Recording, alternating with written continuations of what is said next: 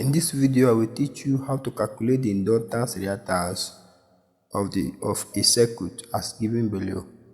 Here we have 0.25 Henry, 50 voltage, and 100/pi as frequency. For you to calculate this, you will need to know the meaning of the inductance reactance. Inductance reactance XL is the opposition to the flow of alternating current offered by an inductor. It is directly proportional to the inductance and frequency of the AC signal. And the formula is given by XL equals to 2 pi FL.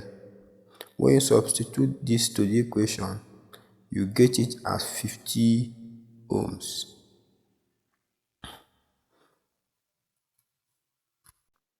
Thank you for watching this video. Like and subscribe.